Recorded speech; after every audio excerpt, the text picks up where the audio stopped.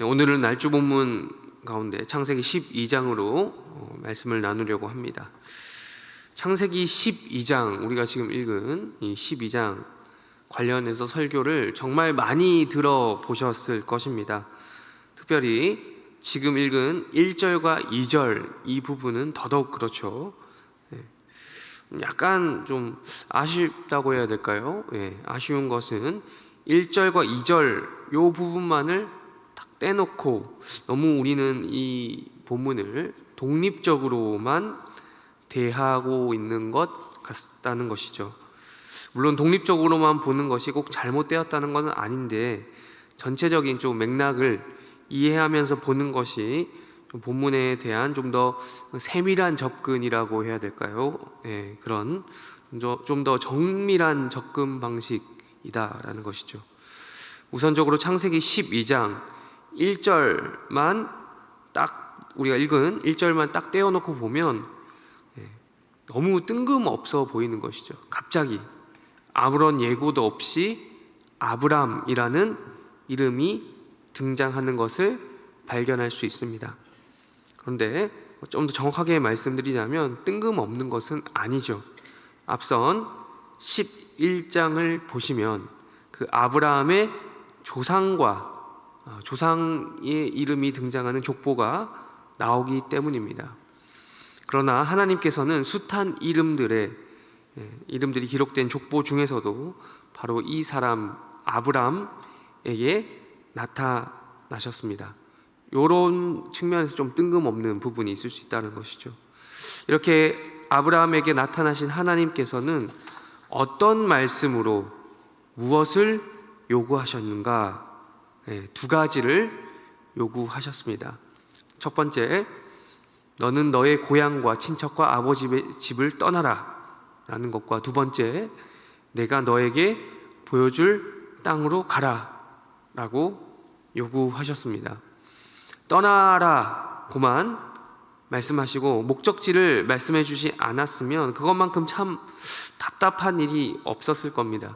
그러나 하나님께서는 예고 없이 무작정 아브라함에게 나타나시긴 했지만 그래도 목적지만큼은 명확히 말씀해 주셨습니다. 근데 여기서 하나님이 이 아브라함이라고 하는 사람에게 나타나신 건 둘째치고 왜 가족들과 그러니까 친척들과 생이별하게 만드는 방식으로 일명 분가시키시는 방식으로 나타나셨는가, 그런 요구를 하셨는가에 대한 의문이 들 수밖에 없는 것이죠. 왜 그런 혈육, 옛날 같은 경우 더더욱 혈육 공동체 아닙니까? 씨족 사회 이런 말들이 있잖아요. 그렇게 모여서 살던 것이 당연한 것인데 그 모임에서 따로 떼어놓는 방식으로 그 가족 모임에서 혈육 모임에서 흩어지게 만드는, 거기를 떠나게 만드는 방식으로 하나님께서 아브라함에게 나타나셔서 그런 것들을 요구할 수밖에 없었냐는 말입니다. 이것을 이야기하기 위해서는 앞선 본문 창세기 11장까지의 내용을 어느 정도는 좀 파악하고 있어야 합니다. 기억해 보실까요? 어제 날주 본문인데 어제 우리가 보진 않았지만 늘 창세기 11장 하면 너무 또 유명한 말씀 아닙니까? 창세기 11장에 어떤 일이 있었습니까? 초반부에 바벨탑 사건이 나옵니다. 바벨탑. 간단히 말해서 이 바벨탑 사건은 노아 홍수 사건 이후로 다 함께 모여서 살던 노아의 후손들, 그때 당시 인류의 총합이었죠. 모든 인류의 그 총합이 함께 모여서 살았었는데 그 노아의 후손들이 흩어지게 된 경위를 설명해 주고 있습니다. 다른 말로 표현하자면 이 노아 가문을 하나님께서 강제로 흩어버리신 거예요. 강제로 떨어뜨려 놓으신 것, 강제로 분가시킨 것입니다. 원래 그들의 의도는 흩어지는 것이 아니었습니다. 함께 모여서 살고 싶어 했던 것입니다. 하나의 거대한 인류 집합체를 건설하고자 했습니다. 모여 사는 것이 꼭 나쁜 것은 아니죠. 그러나 그들은 자신들을 홍수에서 구원하신 그 하나님의 이름이 아니라 자기들의 이름을, 인간들의 이름을 내기 위한 목적을 가지고 그렇게 하고자 했습니다. 그들의 꿈을 바벨탑, 탑의 이름이 나중에 바벨탑이라고 바벨이라 이름하게 되었죠. 그 바벨탑이라고 하는 이 매개체를 통해서 실현하려고 했습니다. 그게 문제였습니다. 그러나 하나님께서는 그들의 의도와 목적을 모르시지 않았습니다. 그들은 소극적으로 보면 다시는 물로 땅을 심판하지 않겠다라는 하나님의 말씀을 믿지 못한 것이었고요. 좀 더 적극적으로 보면 하나님까지 높아져서 하나님을 대적하고자 했습니다. 하나님의 이름을 거부하고 인간의 이름을 위해 살고자 하는 모든 인생들의 모습을 바벨탑 사건에서 우리는 확인할 수 있었던 것입니다. 바벨탑 건설하는 건축 그 자체가 문제가 아니라 이러한 목적으로 바벨탑을 건설하려고 했기 때문에 하나님께서는 이 하나의 거대한 집합체였던 이 노아의 후손들을 언어를 혼잡하게 만드셔서, 언어를 뒤섞어 버리셔서 그런 방식으로 각각 나누어서 흩어버리신 것입니다. 분가시키신 것이죠. 이 아브라함의 조상 셈의 족보에 보면 10장 25절 말씀인데요, 우리 한번 읽어볼까요? 앞에 10장 25절 한번 읽겠습니다. 창세기 10장 25절 다 같이 읽어보겠습니다. 시작. 에벨은 두 아들을 낳고 하나의 이름을 벨렉이라 하였으니 그때에 세상이 나뉘었으며 벨렉의 아우의 이름은 욕단이며. 여기 보면 벨렉이라고 하는 이름과 그거에 대한 해설이 나오죠. 벨렉이란 말 자체가 이미 나뉘어지다, 갈라지다, 흩어지다 라는 이름이 있었습니다. 아브라함의 조상 가운데.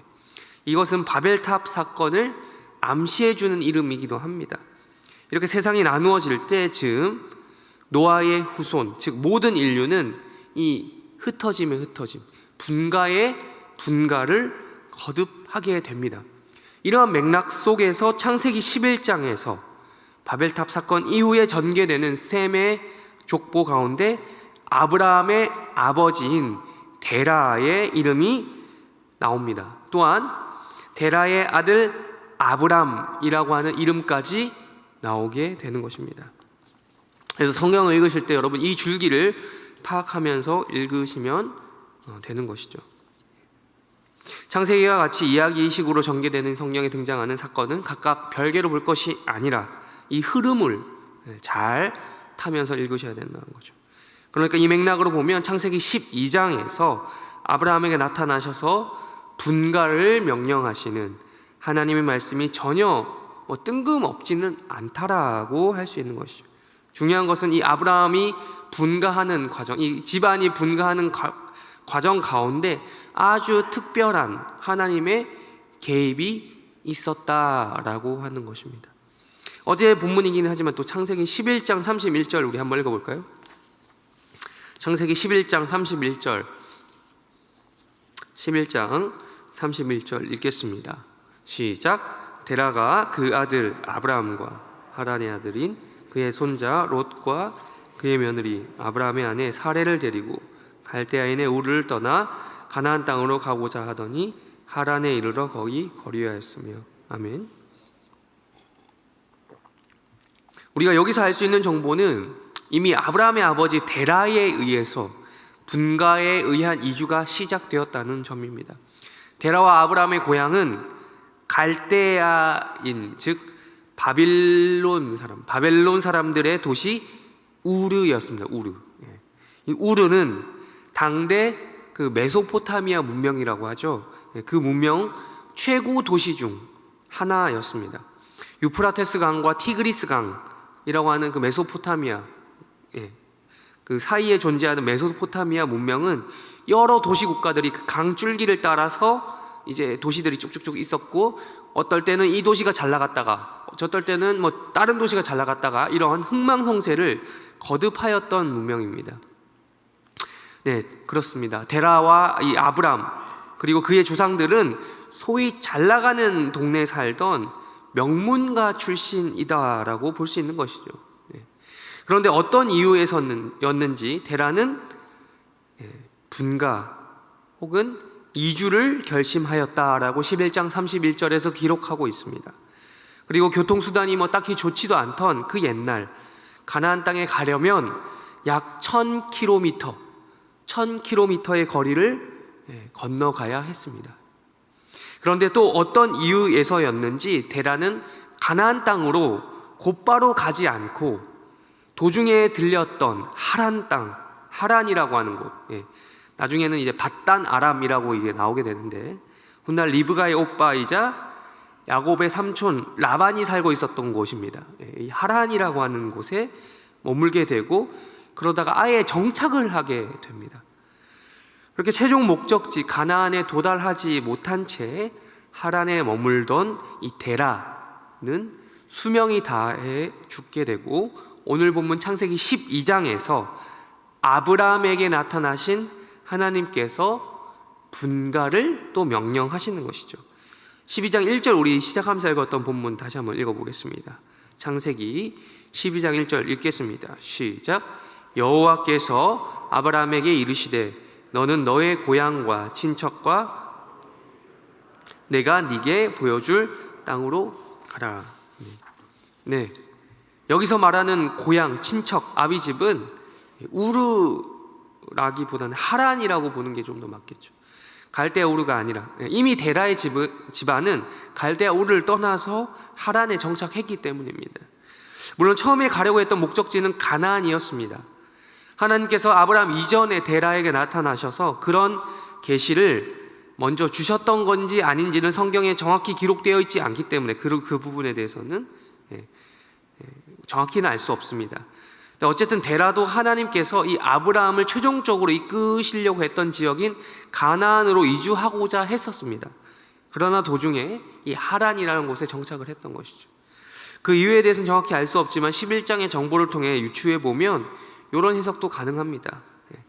데라의 아들 중에 보면 이름이 마침 하란이라고 하는 아이 이름이 있어요. 이미 그는 우르에 살 때 일찍 세상을 떠났던 것 같습니다. 그런데 이 가나안을 향하여 길을 가다 보니 하란이라고 하는 도시가 이름이 있는 거예요. 그래서 아들 생각이 나서 그 땅에 정부 치고 살 수밖에 없었다. 뭐 이런 해석이 또 하는 경우가 있습니다. 요거와는 또 사뭇 다른 해석인데 이런 해석의 가능성도 있습니다. 데라가 이 가나안이라고 하는 소문난 지역으로 아주 좋은 지역으로 이주해 가다가 어떤 비옥한 환경, 여러 가지로 조건이 좋은 메소포타미아 이 하류 지역을 발견했는데 그리고 거기에 아예 정착을 했고 또 뭐 여러 가지 이유로 자기 자신이 거기를 하란이다라고 이름을 붙였다라는 뭐 해석도 가능하겠습니다. 어쨌거나 바로 이 아브라함에게 있어서는 우르도 분명히 고향이긴 하지만 12장 1절에서 말하는 고향, 친척, 아비집은 두 번째 고향이라고 할 수 있는 하란이었던 것입니다. 원래 이사를 자주 하는 집은 고향이 어딘지 정확히 말하기 힘들어요. 저 같은 경우도 고향하면 고향이 어디세요? 라고 물어보면 어디를 말해야 될지 모를 때가 있습니다. 제가 분명히 출생지는 태어난 곳은 대구인데 유아 시절을 거기서 보내긴 했는데 아버님의 그런 이동에 따라 5살, 6살 시절부터는 부산에 살았거든요. 그러다가 초등학생 시절까지 대부분 부산에 살다가 중학교 되던 시절 그 전쯤에 경남 양산이라는 곳에 이사를 갔습니다. 그렇다면 제 고향은 과연 어디일까요? 대구입니까? 부산입니까? 양산입니까? 또한 2003년에 제가 서울에 올라왔거든요. 올해로 거의 딱 20년째인데 서울에 산 지 이제 20년이 되었습니다. 그래서 제가 제일 오래 산 곳은 이 서울이죠. 그래서 진짜 고향은 서울 같다는 느낌도 들 때가 많습니다. 그래서 창세기 12장 1절에서 말씀하는 이 아브라함의 고향도 우르라기보다는 조금 더 그 가나안 땅에 들어가기 직전에 살았던 하란이다라고 또 볼 수도 있는 것이죠. 아브라함은 바로 이 땅, 이 하란 땅을 떠나야 했습니다. 이 하란에는요, 아버지의 묘, 데라의 묘도 있었을 것입니다. 또한 동생 나홀이라고 하는 이 동생 집안도 거기 있었습니다. 우리 정서에 따르면 차남이 사실 떠나야죠. 떠날 거면 차남이 떠나야죠. 장남이 어떻게 떠납니까? 나홀이 분가를 했어야 했는데 떠난 사람이 정작 아브라함이었다는 것이죠. 아브라함이 고향 땅을 떠남으로써 그 집안의 유지로서 신주 딴지를 모신다고 하죠. 그렇게 된 사람은 나홀이 되었던 것입니다. 그렇다면 차남인 나홀이 아니라 왜 장남 아브라함이 떠나려고 했습니까? 하나님께서 왜 그렇게 말씀하셨습니까? 12장 2절 읽었는데 또 다시 읽어서 읽겠습니다. 12장 2절 읽겠습니다. 시작. 내가 너로 내게 복을 주어 내 이름을 창대하게 하리니. 아멘. 또 다른 큰 민족을 이루게 하겠다는 것입니다. 아브라함의 이름을 창대하게 하겠다라고 하시는 것입니다. 여기에 보면 복이라고 하는 단어가 바라크라고 하는 히브리어가 2번 쓰였습니다. 그만큼 복을 주시겠다는 강한 하나님의 의지를 보여주고 있는 것입니다. 하나님께서는 반드시 이 아브라함에게 복을 주시겠다라고 약속하셨습니다. 근데 어떤 방식을 통해서? 떨어져 나가는 방식으로, 분가하는 방식으로 아브라함은 복을 받게 됩니다. 다시 한번 말씀드리지만 장남이 집을 떠나는 것은 상식적으로 이해가 안 되는 것입니다. 고향을 떠난다, 집을 떠난다 라고 하면 이 안정성이라는 것이 떨어지게 되죠. 불안정하게 되는 거예요. 불안정하게 되는 것은 이 복하고는 좀 거리가 멀게 되는 거예요. 어느 분야에서든 불안정성이라고 하는 리스크를, 위협을 최소화해야 이 반대로 생산력이라는 게 올라가겠죠. 무슨 일이든 어떤 분야든 새롭게 시작해야 된다는 것은 상당히 어려운 법입니다. 아무런 기반 없이, 이 아브라함은 아무런 기반 없이, 아무런 도움 없이 땅을 구하는 것부터, 내가 살 그 거주 공간부터 시작해서 모든 것을 다 새롭게 해야 했습니다. 그런데 그런 방식을 통해서 하나님께서 주시는 복이라는 것이 아브라함에게 임할 것이다 라고 말씀하고 있는 것입니다. 데라의 이름은 하란에서 끝났습니다. 그러나 이 데라의 아들인 아브라함은 오히려 그 데라의 공간, 그 영역을 떠남으로써 그 이름이 역설적으로 더 크게 될 것입니다. 창대하게 될 것입니다. 큰 민족을 이루게 될 것입니다. 이것이 하나님께서 아브라함을 부르시면서 하셨던 약속의 말씀입니다. 설교를 정리하겠습니다. 여기에 우리 기독교 신앙의 유익이 있습니다. 어제 날주 본문이었던 창세기 11장에 나온 바벨탑 사건을 떠올려 보십시오. 자신들의 이름을 남기는데 온갖 힘을 쓰는 인간들의 모습을 잘 보여주고 있었지 않습니까? 그 결과는 무엇입니까? 흩어짐입니다. 나눔입니다. 혼돈이죠. 혼란이 일어난 거죠. 반대로 하나님의 이름을 위해서, 예수의 이름을 위해서 사는 인생은 복이 있다는 것입니다. 아브라함이 자신의 이름을 위해 살았더라면 절대로 분가해서 이주하는 방식을 취하지 않았을 것입니다. 상식적으로 선뜻 이해되지 않습니다. 동생 나홀을 쫓아 보냈으면 보냈지 장남인 자기가 스스로 분가해 나가는 이런 불안정한 방식이 이해가 되지 않습니다. 나중에 보시면 심지어 조카 롯하고도의 그 갈등 속에서도 자기가 떠나는 방식, 그런 비슷한 일을 또 겪죠. 상식적으로 안정성을 포기하는 일은 쉽지 않습니다. 그러나 하나님 말씀이 이 아브라함에게 임하였더니 그의 삶에 이 안정성은 없어지게 되었고 급변하게 되었지만 아브라함은 그 하나님께서 약속하신 그 복을 믿음으로 결단을 내리고 행동했었던 것이죠. 우리는 이어지게 전개되는 창세기 본문을 통해서 아브라함을 계속해서 보게 됩니다. 이 아브라함의 소심한 성격도 잘 발견할 수 있게 됩니다. 성격상 아브라함은 믿음의 조상이다 라고 부르기에는 참 부족함이 많은 사람입니다. 그러나 이 아브라함에게는 이 성격보다 훨씬 더 뛰어난 결정적인 그 무언가가 있었습니다. 바로 하나님의 말씀을 믿었다라는 것입니다. 가나안으로 그 말씀을 의지해서 가나안으로 그냥 갔다라는 것입니다. 이것은 곧 하나님으로 인정했다라는 것이죠. 믿음의 결단을 함으로써 소심함이라고 하는 이 개인적인 성향을 뛰어넘는 그런 결론을 낸 것이죠. 아브라함은 바벨탑 사건에 등장했던 그런 사람들하고는 달랐습니다.